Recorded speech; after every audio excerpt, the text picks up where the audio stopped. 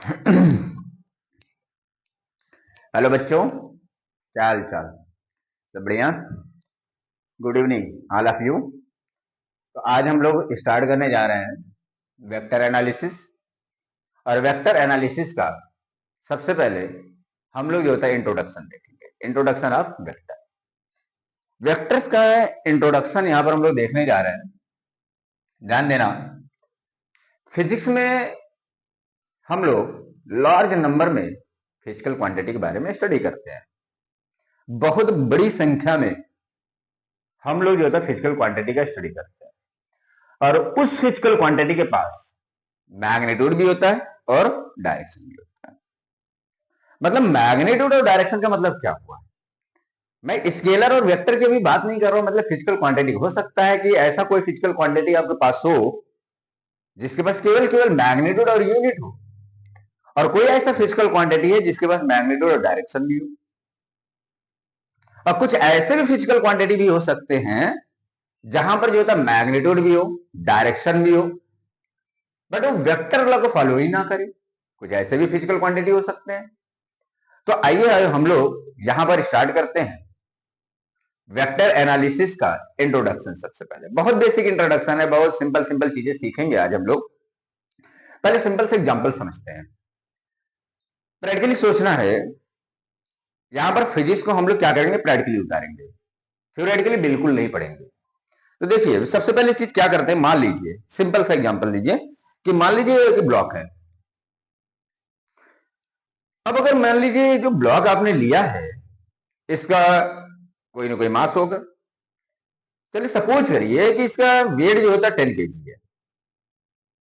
तो क्या मैं ऐसा कह सकता हूं mass of this block is 10 kg? क्या ये स्टेटमेंट करेक्ट है या इनकरेक्ट है?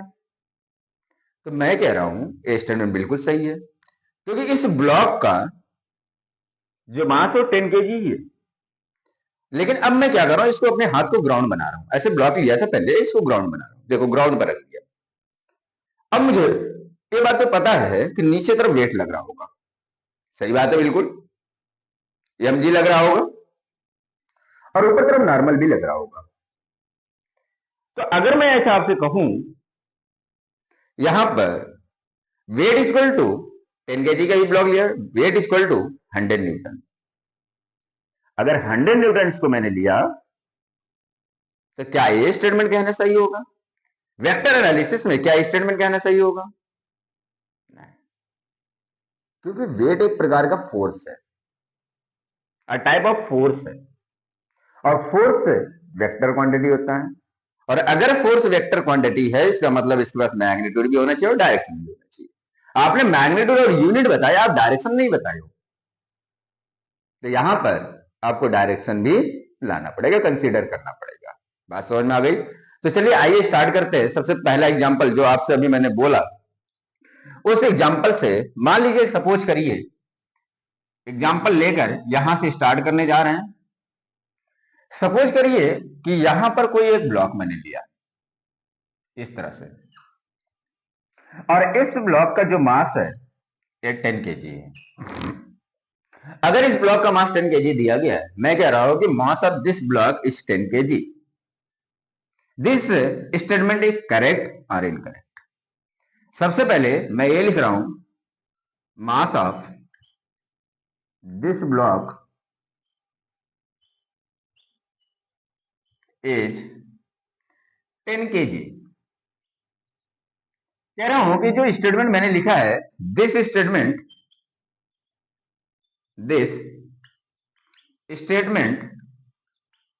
करेक्ट और इनकरेक्ट। क्या ये स्टेटमेंट करेक्ट है या इनकरेक्ट है? तो सबसे पहला क्वेश्चन ये आता है कि सर ये इनकरेक्ट होगा या करेक्ट होगा। तो मैं कह रहा हूं बेटा कि ये जो स्टेटमेंट लिखा गया है ये बिल्कुल करेक्ट है, ये बिल्कुल करेक्ट है। पहले ये बात आपको समझ में आनी चाहिए, ठीक है? अब जो मैंने दूसरा एग्जांपल आपको दिया, अगर उस दूसरे एग्जांपल को देखा जाए तो देखिए कि दूसरा एग्जांपल क्या हुआ है कि एक सरफेस ऐसे बना लिया, एक ग्राउंड बना लिया, और इस पे मैंने 10 केजी का ही ब्लॉक रख दिया, यहां पर 10 केजी का ही ब्लॉक मैंने रख दिया। अब बात ये आती है कि अगर मैंने 10 केजी का ब्लॉक रखा तो इस 10 केजी पर क्या होगा कि नीचे तरफ बेटा जो होता है mg फोर्स तो लगेगा ही लगेगा, और जो एक प्रकार का वेट माना जाता है, और वेट बेटा इट इज अ फोर्स, यह एक प्रकार का क्या है बेटा, फोर्स है। और आपको बता दो अभी स्टार्ट हुआ है तो फोर्स भी आपका जो होता है वेक्टर क्वांटिटी होता है। तो अगर मैं इसमें आपसे ये लिख कर दूं कि 100, देखो जो वेट है बेटा, वेट क्या हो जाएगा, mg हो जाएगा, और अगर mg है, मास कितना लिया गया, 10 लिया गया, g की वैल्यू कितना होता है 10, तो ये हो गया 100 न्यूटन। क्या ये जो स्टेटमेंट है, ये स्टेटमेंट करेक्ट है या इनकरेक्ट है? तो बात आती है कि अगर दिस स्टेटमेंट करेक्ट और इनकरेक्ट, ये लिख दे रहा हूं मैं कि दिस स्टेटमेंट करेक्ट और इनकरेक्ट, क्या ये स्टेटमेंट करेक्ट है या इनकरेक्ट है, ये चीज देखना है। तो मैं बता दूं बेटा कि जो आपने स्टेटमेंट लिखा है ये आपका इनकरेक्ट है, ये आपका इनकरेक्ट है, क्योंकि हमने पहले बोला कि यह एक प्रकार बेटा फोर्स है, और फोर्स कैसी क्वांटिटी होती है, वेक्टर क्वांटिटी। अभी थोड़ी देर बाद बात करेंगे टाइप ऑफ फिजिकल क्वांटिटी की, बट यहां से छोटी सी बात है कि फोर्स जो होता है वेक्टर क्वांटिटी है, और अगर फोर्स वेक्टर क्वांटिटी है जिसका मतलब इसके बाद डायरेक्शन भी होना चाहिए।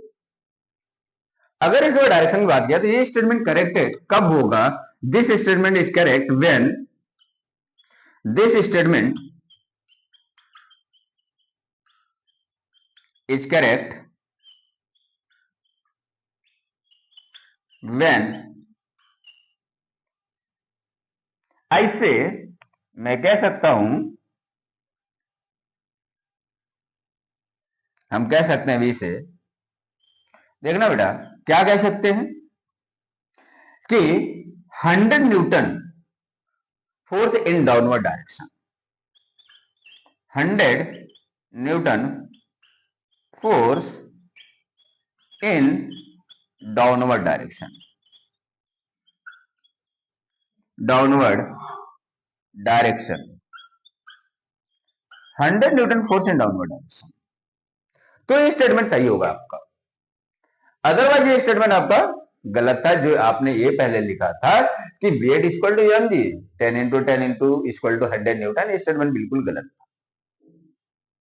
जैसे मैंने आपको बताया कि वेट जो होता है प्रकार का फोर्स, इसका मतलब इसको डायरेक्शन भी कंसीडर करना था, ठीक है। अब यहां पर अगर छोटी सी बात, छोटे से एग्जांपल से आपको समझ में आ गया तो एक काम करिए कि इसको स्क्रीन पॉज कर लिख सकते हैं। तो आगे देखते हैं कि टाइप्स ऑफ फिजिकल क्वांटिटी की बात करते हैं, टाइप्स ऑफ फिजिकल क्वांटिटी की बात करते हैं। चलिए अब यहां पर हम लोग क्या करें, टाइप्स ऑफ फिजिकल क्वांटिटी की बात कर लेते हैं। चलिए टाइप्स ऑफ फिजिकल क्वांटिटी तीन तरह के होते हैं बेटा, एक तो स्केलर फिजिकल क्वांटिटी होता है, दूसरा वेक्टर फिजिकल क्वांटिटी होता है, और एक और फिजिकल क्वांटिटी होता है जो आपको 10th क्लास में नहीं बताया जाता। 9th-10th क्लास में जब आपको पढ़ाया जाता है तो उस टाइम पे जो होता है इसको नहीं बताया जाता, आपको दो चीजें पता रहती है, एक स्केलर फिजिकल क्वांटिटी, दूसरा वेक्टर फिजिकल क्वांटिटी, ठीक है। तो आ जाइए यहां पर बात करते हैं types of physical quantity, types of physical quantity, physical quantity. अगर टाइप्स ऑफ फिजिकल क्वांटिटी की बात हम लोग करें, ये जो फिजिकल क्वांटिटी की बात कर रहे हो बेटा, ये तीन तरह से होते हैं। देखिएगा यहां पर एक पहला फिजिकल क्वांटिटी लिख रहा हूं, पहला physical quantity scalar physical quantity, scalar है, और दूसरा physical quantity vector physical quantity है, और तीसरा जो है वो है tensor physical quantity. Tensor physical quantity, तीन तरह के फिजिकल क्वांटिटी हो गए। अगर यहां पर तीन तरह के फिजिकल क्वांटिटी की बात किया जाए तो सबसे पहले मैं बात करने जा रहा हूं स्केलर फिजिकल क्वांटिटी की। और अगर स्केलर फिजिकल क्वांटिटी की बात करें बेटा तो मैं आपको बता दूं कि इसके पास केवल केवल यूनिट और मैग्नीट्यूड होता है, मैग्नीट्यूड और यूनिट होता है। तो इसको मैं लिख सकता हूं which have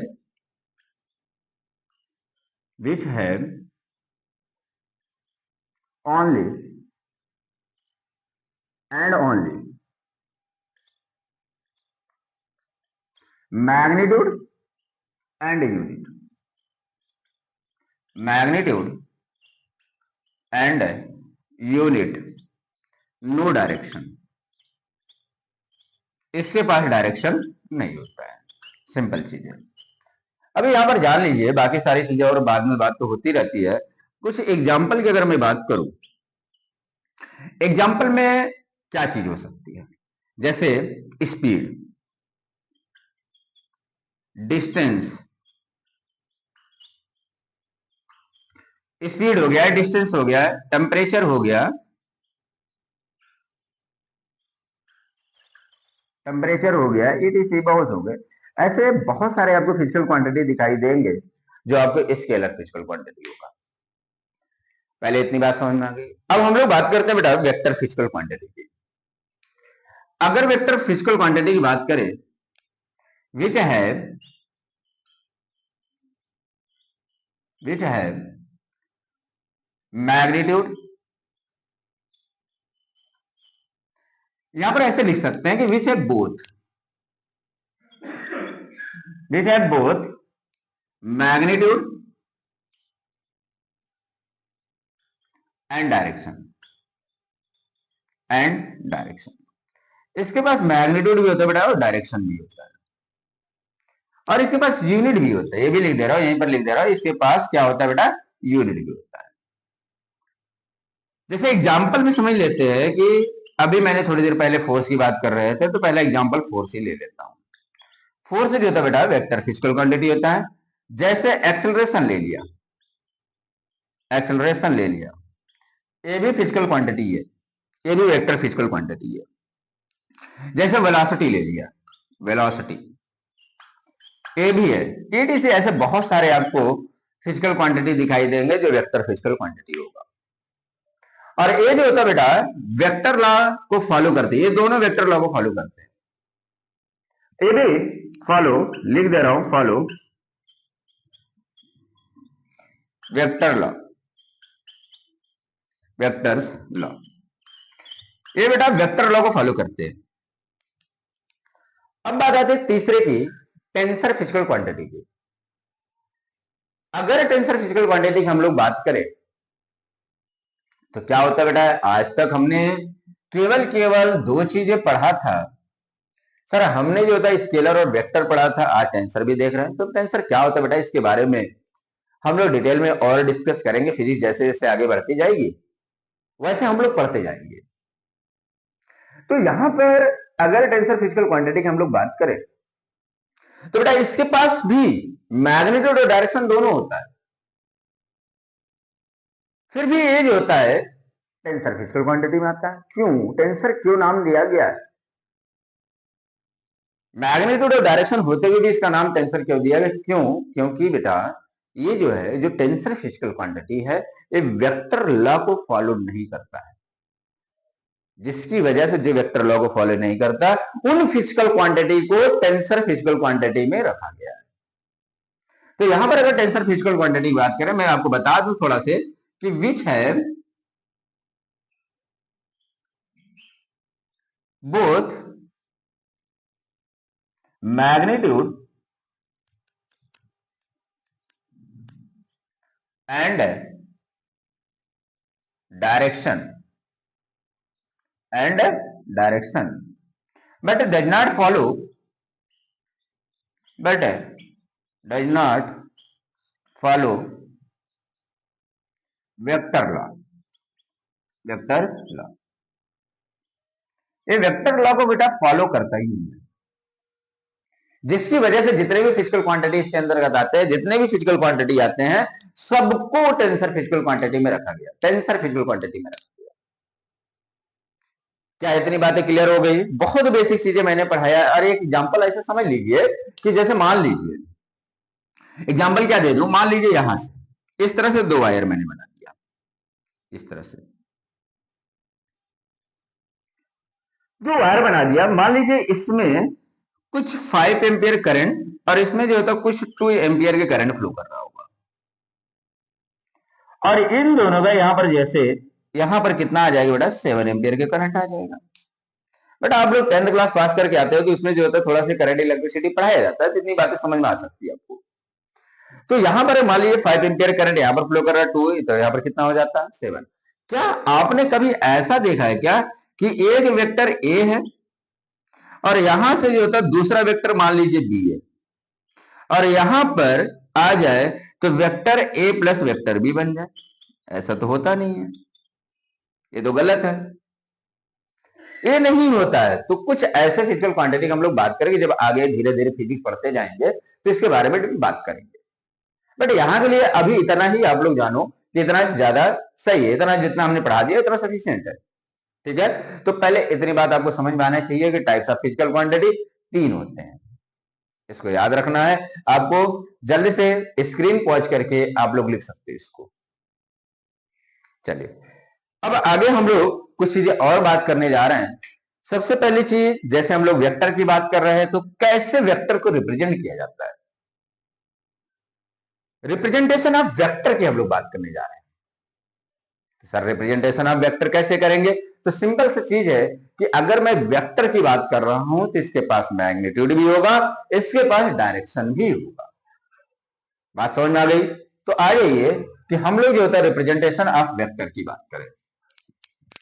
representation of vector, चलिए अब हम लोग बात करते हैं। बहुत बेसिक बेसिक चीजें आज मैं पढ़ाने वाला हूं, दूसरे वाले लेक्चर में आपको अच्छी अच्छी चीजें दिखाई देंगी और कुछ अलग चीजें दिखाई देंगी। आज के लेक्चर में फर्स्ट लेक्चर है, इंट्रोडक्टिव लेक्चर है, तो इसलिए बहुत बेसिक चीजें आपको दिखाई देंगी। अब मैं बात करने जा रहा हूं रिप्रेजेंटेशन ऑफ वेक्टर। तो अगर रिप्रेजेंटेशन ऑफ वेक्टर की बात करो, देखो बेटा, रिप्रेजेंटेशन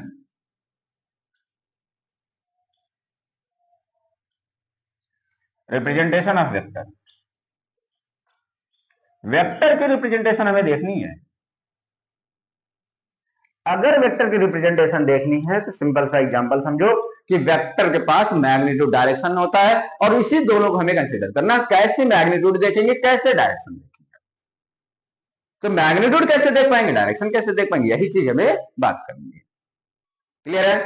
तो आ जाओ, देखो कि अगर रिप्रेजेंटेशन ऑफ वेक्टर की हम लोग बात करें तो सबसे पहले चीज ये देखते हैं कि मैग्नीट्यूड क्या है, मैग्नीट्यूड क्या है। दूसरी चीज, यहां से अगर हम लोग बात करें तो दूसरा हम लोग इसकी डायरेक्शन की बात करेंगे, इसकी डायरेक्शन की बात करेंगे। अगर मैग्नीट्यूड और डायरेक्शन की दोनों की बात करते हैं, सिंपल सा एग्जांपल समझो कि अगर मैग्नीट्यूड कहीं पर किसी भी फिजिकल क्वांटिटी का, किसी भी फिजिकल क्वांटिटी, कोई भी फिजिकल क्वांटिटी हो फिजिक्स में, अगर इस तरह से, जैसे मैं बताने जा रहा हूं, अगर इस तरह से लिखा मिल जाए तो इसका मतलब वो मैग्नीट्यूड की बात कर, उस वेक्टर के मैग्नीट्यूड की बात कर रहा है। और दूसरी तरीके से जो मैं लिखने जा रहा हूं, जो बताने जा रहा हूं, अगर उस तरह से लिखा मिल जाए तो इसका मतलब वेक्टर की डायरेक्शन की बात कर रहा है। क्या बात क्लियर है, समझ में आ गई? ठीक है, तो सबसे पहली चीज, अगर मान लीजिए एग्जांपल लेता हूं फोर्स का, यहां पर एग्जांपल मैं फोर्स का ही लेता हूं, फोर्स। अगर आपको केवल एफ लिखा मिल जाए, ध्यान रखना क्या क्या लिख रहा हूं, अच्छे से समझना, केवल एफ लिखा मिल जाए, और कहीं पर अगर आपको ऐसे लिखा मिल जाए या फिर ऐसे लिखा मिल जाए, कहीं पर 20 न्यूटन का फोर्स लिखा मिल जाए, तो ये सब क्या कर रहा है बेटा, रिप्रेजेंट्स मैग्नीट्यूड ऑफ वेक्टर। ये क्या कर रहा है, represents magnitude of vector, magnitude of vector, vector के मैग्नीट्यूड को रिप्रेजेंट कर रहा है। अब कहीं पर आपको किसी भी फिजिकल क्वांटिटी के पास अगर मान लीजिए यही फोर्स ले लेता हूं, यही फोर्स ले लेता हूं, ऐसे ही ले लेता हूं, अगर इस फोर्स के पास ऐसे लिख दिया जाए, या इसी को किसी एरो से ऐसे रिप्रेजेंट कर दिया जाए, छोड़िए एरो से ना करके, कि कहीं पर अगर जो होता है एफ वेक्टर ऐसे लिख दिया जाए, या फिर मैं इस चलो वही बता दे रहा हूं कि कहीं पर ऐसे एरो बना दिया जाए, एक एरो बना दिया गया। अगर एक एरो बना दिया गया तो ये जो था बेटा कहीं ना कहीं एक तरह से यूनिट वेक्टर का रिप्रेजेंटेशन में बता रहा हूं। ये क्या कर रहा है, किधर जा रहा है, ईस्ट में जा रहा है, ईस्ट वेस्ट नॉर्थ साउथ। तो इसका क्या हुआ, डायरेक्शन कैसा हुआ, टूवर्ड द ईस्ट। इसकी जो डायरेक्शन है टूवर्ड्स द ईस्ट है, टूवर्ड्स द ईस्ट, ये ईस्ट की डायरेक्शन में। और ये जो ऐसे आपको दिखा, जो ऐसे लिखा मिले, अगर ये आपसे कह दिया जाए, मान लीजिए कि यहां पर मैं ऐसे लिख दूं 20 Newton toward the east, towards the east, towards east, east केवल लिख देता हूं। अगर इस तरह से लिखा मिल जाए, मतलब 20 न्यूटन जो फोर्स लग रहा है ईस्ट के डायरेक्शन में लग रहा है, तो ये जो रिप्रेजेंटेशन है ये क्या कर रहा है बेटा, represents direction of vector, direction of vector. ये बेटा क्या कर रहा है, वेक्टर के डायरेक्शन को रिप्रेजेंट कर रहा है। क्या बहुत छोटी सी बात समझ में आ गई आपको? अब से और एग्जांपल समझो। अगर मान लो कि कहीं पर अगर आपको केवल ए लिख कर दे दिया जाए, अब आपको समझ में आ गया होगा, कहीं पर केवल ए लिख कर दे दिया जाए तो इसका मतलब स्केलर है, कहीं पर केवल ए लिख कर दे दिया इसका मतलब आपका स्केलर है। अच्छा, अगर कहीं पर ऐसा लिखकर मिल जाए तो सर, ओहो, अगर ऐसा लिखकर मिल जाए तो इसका मतलब ये क्या है बेटा, वेक्टर है। ये क्या है, वेक्टर है। क्या बात समझ में आ गई, कोई प्रॉब्लम नहीं है? चलो आगे बढ़ू। अब छोटी सी बात, इतनी बात समझ में आ गई होगी कि अगर मैं ऐसा लिख दूं, क्या सर लिखने जा रहे हो, ऐसा लिख दूं कि vector A equal to a unit vector. हाँ सर, ये क्या करता है, तो यहां पर देख बेटा ये क्या करेगा, क्या नीचे दिख रहा है आपको? हाँ दिख रहा है, कोई दिक्कत नहीं है। कहीं पर vector A equal to A cap लिख दिया जाए, तो ये क्या कर रहा है, जो ए लिखा गया है बेटा, ये रिप्रेजेंट्स मैग्नीट्यूड, वेयर, देखना यहां पर जो ए लिखा गया है ये क्या कर रहा है बेटा, रिप्रेजेंट्स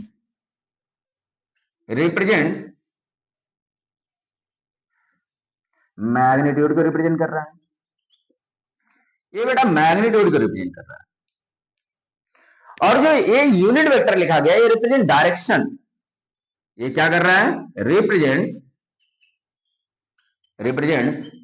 डायरेक्शन, ये क्या कर रहा है बेटा, डायरेक्शन को रिप्रेजेंट कर रहा है। बात समझ में आ गई क्या, कोई प्रॉब्लम है क्या?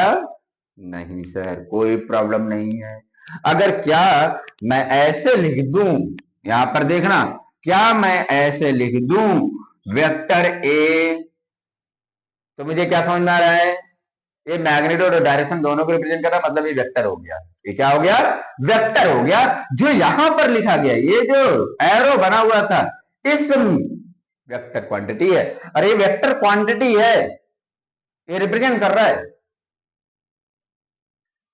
तो यहां पर जो ऐसे मैंने लिखा है कि ईस्ट के डायरेक्शन में, ये बिल्कुल सही लिखा है, बिल्कुल अच्छे से लिखा है, कोई दिक्कत नहीं। अगर ये जो इस तरह से मैंने लिखा है, इसका तो कोई मतलब वैसे तो नहीं है, इसको मैं ऐसे लिखता हूं, ध्यान देना। अगर मैं ए इक्वल टू मैग्नीट्यूड ऑफ ए लिख दूं तो क्या रिप्रेजेंट कर रहा है, मैग्नीट्यूड ऑफ वेक्टर। अभी मैंने बताया, यहां पर देखिए ये रिप्रेजेंट कर रहा है मैग्नीट्यूड ऑफ वेक्टर को, तो बात तो एक ही चीज है, कोई दिक्कत नहीं है। तो यहां पर जो फार्मूला लिखा गया है, यहां पर जो मैंने लिखा है कि vector A equal to A cap लिखा गया है। तो क्या यहां से डायरेक्शन ऑफ वेक्टर निकाल सकते हैं? बिल्कुल निकाल सकते हैं। तो यहां पर ए लिख सकते हैं, यहां पर ए लिख सकते हैं, कोई दिक्कत नहीं है, कोई प्रॉब्लम नहीं है। बात समझ में आ गई? क्या रिप्रेजेंटेशन ऑफ वेक्टर आपको इतनी बातें समझ में आई है? बहुत बेसिक चीज बताई आपको, वैसे समझ में आया होगा। कि चलिए आगे बढ़ते हैं। अब यहीं पर मैं बात करने जा रहा हूं ग्राफिकल रिप्रेजेंटेशन। अगर ग्राफिकल रिप्रेजेंटेशन की बात करूं तो क्या करोगे सर? कुछ नहीं बेटा, भाई सिंपल है, आराम से समझो, कोई प्रॉब्लम नहीं क्रिएट होगी, धीरे धीरे पढ़ते चलो। वेक्टर एनालिसिस बहुत कठिन चीज नहीं है, आराम से समझेंगे। तो देखो यहां पर देखो, आ जाओ ग्राफिकल रिप्रेजेंटेशन देख लेते हैं वेक्टर का। वेक्टर का ग्राफिकल रिप्रेजेंटेशन कैसे देखें? तो देखो कैसे देख सकते हैं। ग्राफिकल रिप्रेजेंटेशन, चलो बेटा, अगर यहां पर मैं बात करूं ग्राफिकल रिप्रेजेंटेशन ऑफ वेक्टर,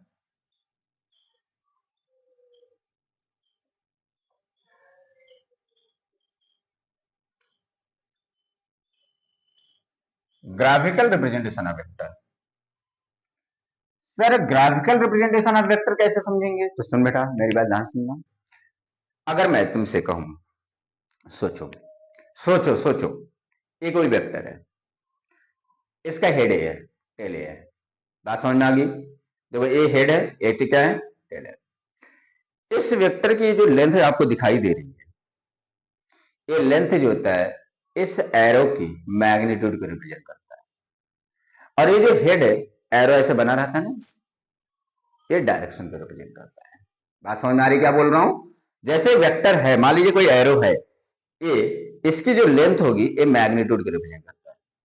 और ये जो यहां पर ऐसे बना रहता है, देखो ऐसे बना हुआ, ऐसे, हाँ ऐसे बना हुआ है, हाँ सर ऐसे बना हुआ है। तो अगर ऐसे बना हुआ है तो क्या कर रहा है? डायरेक्शन को रिप्रेजेंट कर रहा है।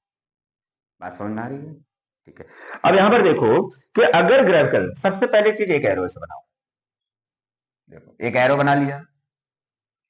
अब इस एरो की ये जो लेंथ आपको दिखाई दे रही है, ये जो लेंथ आपको दिखाई दे रही है, ये लेंथ, लेंथ क्या रिप्रेजेंट कर रहा है? Represent magnitude. क्या कर रहा है बेटा? ये आपको बताएगा मैग्नीट्यूड ऑफ वेक्टर, वेक्टर का मैग्नीट्यूड बताएगा। ये आपको बताएगा कि मैग्नीट्यूड ऑफ वेक्टर, ये वेक्टर की मैग्नीट्यूड को बता रहा है। और सर ये क्या बता रहा है? ये आपका यूनिट वेक्टर है, एक कैप टोपी लगा लो, ठीक है। यहां पर एक ऐप आपका है, तो एक ऐप क्या कर रहा है बेटा? ये डायरेक्शन ऑफ वेक्टर बता रहा है, वेक्टर की डायरेक्शन बता रहा है। ये क्या कर रहा है बेटा? Direction of vector, direction of vector, ये वेक्टर के डायरेक्शन को बता रहा है।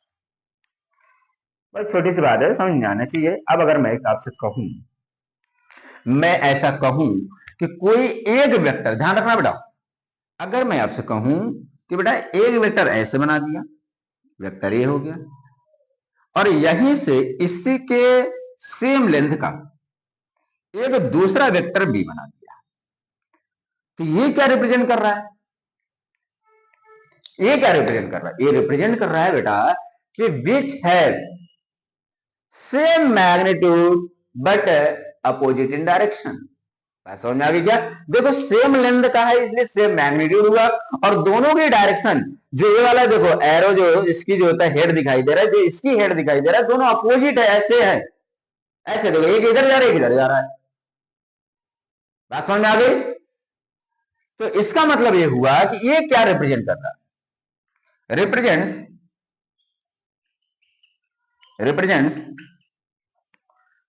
Same magnitude, same magnitude but opposite in direction, but opposite in direction. लेकिन ये बेटा इसकी जो डायरेक्शन है ये अपोजिट है। बात समझ में आ गया क्या? कोई दिक्कत नहीं है। तो इसका मतलब क्या हुआ कि वेक्टर ए का जो मैग्नीट्यूड है और जो वेक्टर बी का मैग्नीट्यूड है इन दोनों का सेम है। भाई डायरेक्शन कैसा है बेटा? अपोजिट है, उल्टा है। बात समझ में आ गई क्या? अच्छा सर कोई बात नहीं। अच्छा अगर मैं आपसे कहूं कोई एक वेक्टर ऐसे बना दिया और एक वेक्टर ऐसे बना दिया, हाँ कोई एक वेक्टर ए है और कोई एक वेक्टर ए वाला बी है, दो वेक्टर ऐसे बना दिया। अब ये क्या रिप्रेजेंट कर रहा है? तो मैं लिखूंगा बेटा, देखिए आपको समझ में आ रहा है, वो समझ में आ गया होगा कि एक बड़ा एक छोटा, एक बड़ा एक छोटा, इसका मतलब बड़ा वाला का मैग्नीट्यूड क्या है? ज्यादा है, और छोटे वाले का मैग्नीट्यूड क्या है? कम है।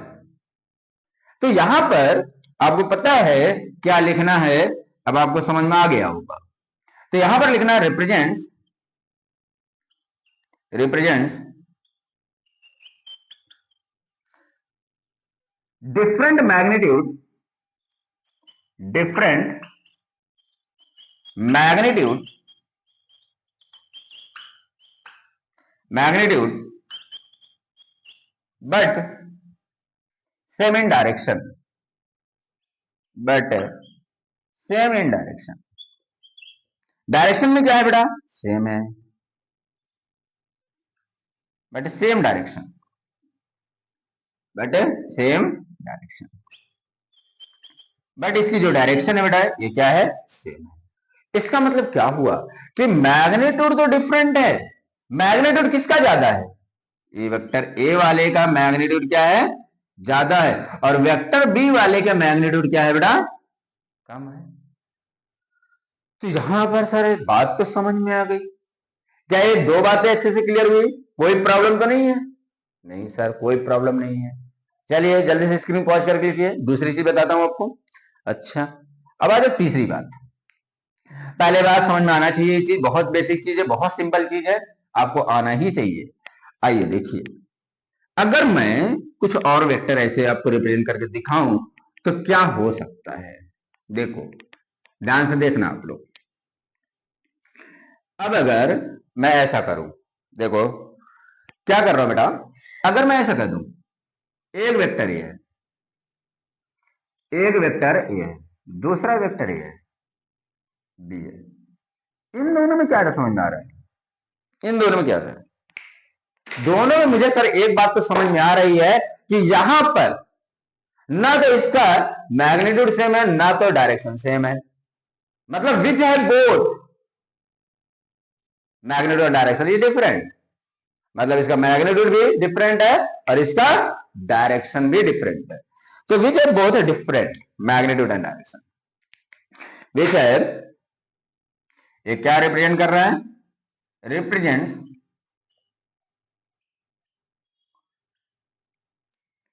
represents different magnitude, different magnitude and a different direction, and a different direction, different direction।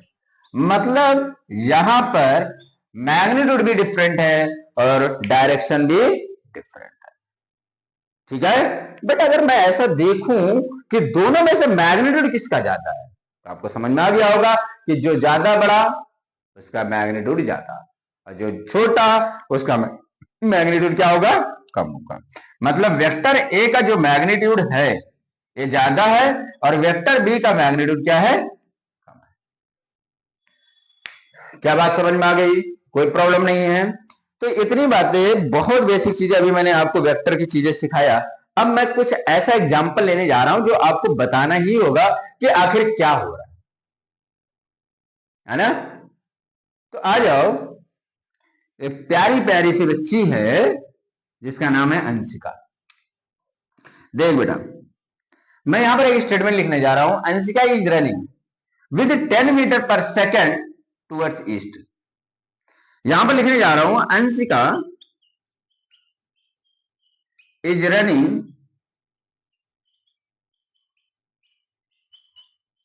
with 10 meter per second towards east, towards east। मुझे यहां पर जो होता है वेक्टर को रिप्रेजेंट करना और कुछ नहीं, रिप्रेजेंटेशन आप वेक्टर पढ़ोगे बस उसी में। दूसरा स्टेटमेंट है बबीता। बबीता इज रनिंग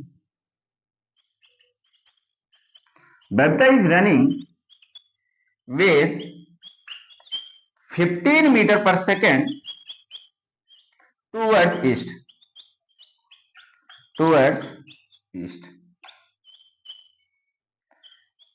अब यहां पर दो लोग हैं, एक अंशिका है, दूसरा जो होता है बबीता है, और एक जो होता है ईस्ट की डायरेक्शन में 10 मीटर पर सेकंड से चल रही है, और दूसरा जो होता है ईस्ट की ही डायरेक्शन में 15 मीटर पर सेकंड चल रही है। अब मुझे बताओ कि अगर एक 10 मीटर पर सेकंड चल रही है, दूसरा 15 मीटर पर सेकंड चल रही है, तो किसका मैग्नीट्यूड ज्यादा होगा? बात तो समझ में आ गई। इसका मतलब बबीता बड़ी है, बबीता क्या है? बड़ी है, और अंशिका क्या है? छोटी है। उसकी हाइट मतलब छोटी होगी, तभी वो जल्दी जल्दी भाग नहीं पा रही थी, तभी 10 मीटर पर सेकंड चल रहा था। बेचारी ऐसे ऐसे जा रही होगी, है ना? तो यहां पर कि एक अगर मैग्नीट्यूड देखा जाए, जो अंशिका है उसको मैं ए लिख रहा हूं, ध्यान रखना बेटा। अंशिका को क्या लिख रहा हूं? वेक्टर ए, और बबीता को क्या लिख रहा हूं? Vector B. मतलब दोनों में से किसका मैग्नीट्यूड ज्यादा है? तो तुम्हें समझ में आ गया होगा कि सर बबीता का मैग्नीट्यूड ज्यादा है, मतलब वेक्टर बी का मैग्नीट्यूड ज्यादा है, वेक्टर ए का मैग्नीट्यूड कम है। सही बात है, समझ में आ गया? पहले इतनी कहानी समझ में आ गई, कोई प्रॉब्लम नहीं है। चलिए इसको पहले नोट कर लीजिए।